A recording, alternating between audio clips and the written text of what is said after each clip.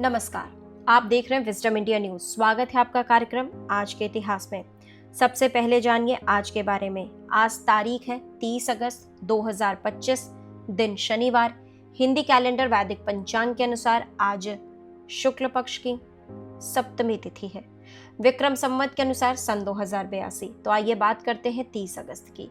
आज के इतिहास में 30 अगस्त की तारीख क्यों इंपॉर्टेंट है आपको बताते हैं। तो सबसे पहले बात करते हैं साल 1659 की। 30 अगस्त 1659 का दिन मुगल इतिहास में एक निर्णायक और दुखद घटना के रूप में दर्ज है। इसी दिन सम्राट शाहजहां के बड़े बेटे और उत्तराधिकारी दारा शिकोह को औरंगजेब ने फांसी पर चढ़वा दिया। दारा शिकोह अपनी उदार सोच, धार्मिक सहिष्णुता और हिंदू मुस्लिम एकता के पक्षधर माने जाते थे। उन्होंने उपनिषदों और गीता जैसी भारतीय धार्मिक ग्रंथों का फारसी में अनुवाद करवाया और सूफी दर्शन को भी गहराई से अपनाया। उनकी सोच ने उन्हें एक आधुनिक और प्रगतिशील विचारक बना दिया था। लेकिन औरंगजेब ने दारा शिकोह सत्ता का सबसे बड़ा प्रतिद्वंदी थे।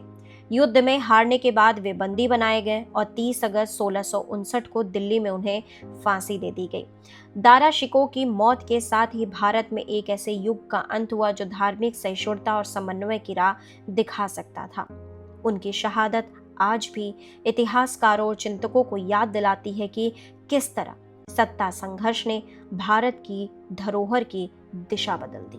अब बात करते हैं साल 1903 की। 30 अगस्त 1903 का दिन हिंदी साहित्य के इतिहास में स्वर्ण अक्षरों में दर्ज है।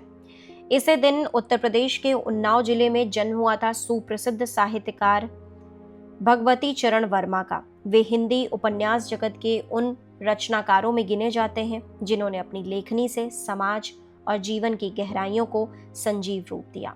भगवती चरण वर्मा की लेखनी में प्रेम, समाज, राजनीति और मानव मनोविज्ञान का अद्भुत मिश्रण देखने को मिलता है।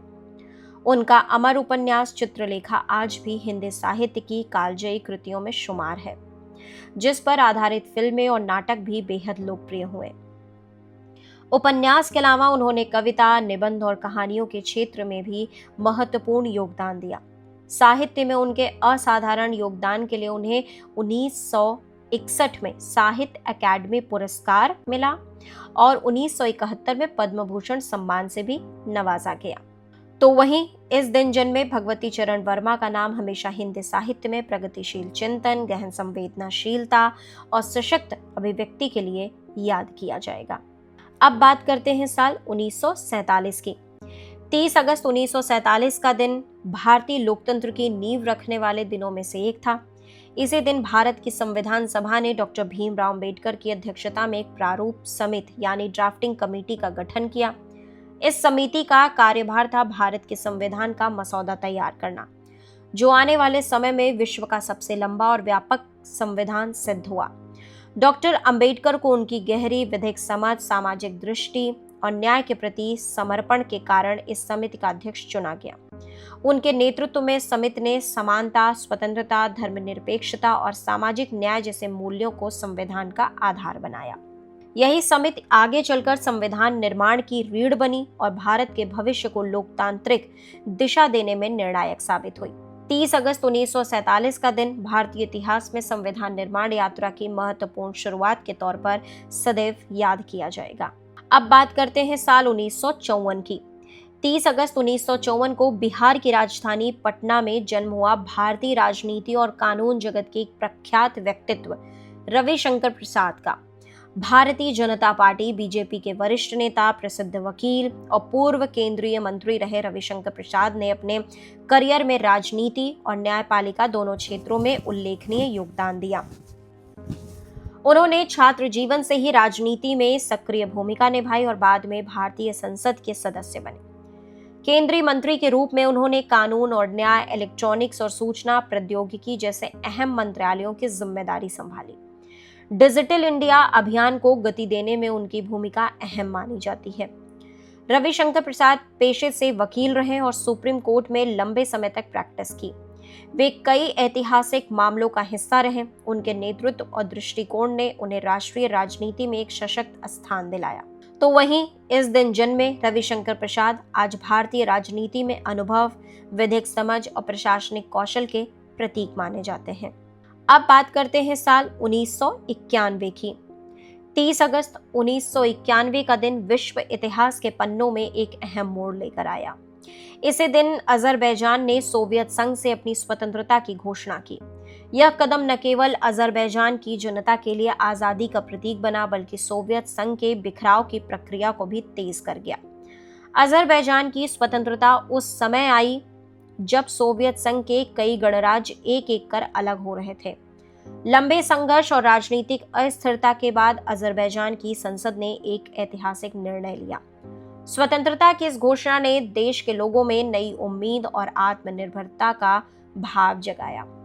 आज अजरबैजान अपनी स्वतंत्र पहचान, समृद्ध संस्कृति और ऊर्जा संसाधनों के बल पर दुनिया के मानचित्र पर एक अहम स्थान रखता है। लेकिन 30 अगस्त 1991 का दिन हमेशा उस संघर्ष और सपने की याद दिलाता है जिसने अजरबैजान को एक संप्रभु राष्ट्र बनाया। अब बात करते हैं साल 2014 की। 30 अगस्त 2014 का दिन भारतीय इतिहास और शिक्षा जगत के लिए एक अपूरणीय क्षति लेकर आया। इसी दिन प्रसिद्ध साहित्यकार और लेखक प्रोफेसर बिपिन चंद्र का निधन हो गया। वे आधुनिक भारतीय इतिहास के प्रमुख विद्वानों में गिने जाते थे और उनकी लेखनी ने देश भर के विद्यार्थियों, शोधकर्ताओं, पाठकों को गहरी दृष्टि प्रदान की। बिपिन चंद्र ने विशेष रूप से भारत के स्वतंत्रता संग्राम, औपनिवेशिक काल और आधुनिक भारत के सामाजिक राजनीतिक परिदृश्य पर व्यापक कार्य किया। उनके पुस्तकें जैसे इंडियाज स्ट्रगल फॉर इंडिपेंडेंस और हिस्ट्री ऑफ मॉडर्न इंडिया विश्वविद्यालयों और प्रतियोगी परीक्षाओं के पाठ्यक्रम का अहम हिस्सा रही हैं। वे न केवल एक लेखक थे बल्कि प्रेरक शिक्षक भी थे। उन्होंने दिल्ली विश्वविद्यालय और जवाहरलाल नेहरू विश्वविद्यालय यानी जेएनयू में अध्यापन कर हजारों विद्यार्थियों को इतिहास की सच्चाई और विश्लेषणात्मक दृष्टिकोण से परिचित कराया। तो देश दुनिया की बाकी खबरों के लिए आप लगातार जुड़े रहिए विजडम इंडिया न्यूज चैनल के साथ। चैनल को लाइक करें, सब्सक्राइब करें, शेयर करें, कमेंट करें।